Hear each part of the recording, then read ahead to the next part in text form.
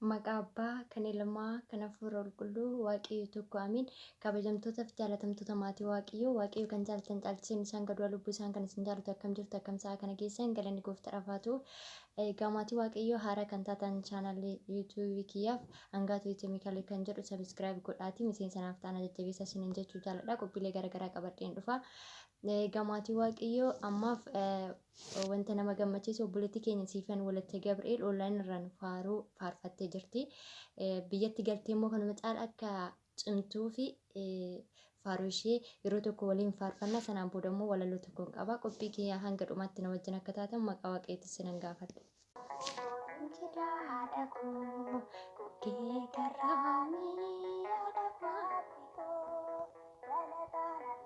Har'as dadhabalee haadha waaqa kootii kooluun sitti galee adaraa lubbuu koo sin jedha haadha koo kookee garraamii afakkaatti koo galataan hin dhufa har'as dadhabalee haadha waaqa kootii kooluun sitti galee.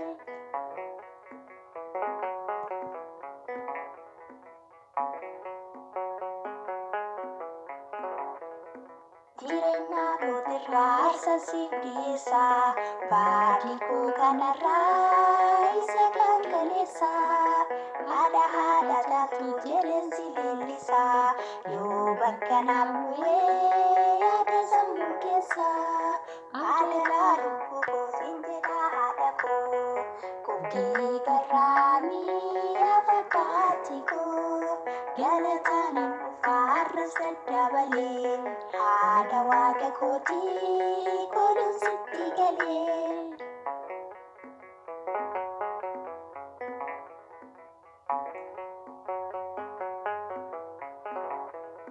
Hunda qaxxaamuree jireenya irraa taree haadhummaa keetinaan jireenya koo baree waan hundaa addunyaa hubachaa tan jira qaadhamee tan fayyee barruuma keetirraa adaraa lubbuu koo sin jedha haadha koo kookee garraamii afakkaatti koo galataan hin dhufa har'as dadhabalee haadha waaqa kootii kooluun sitti galee.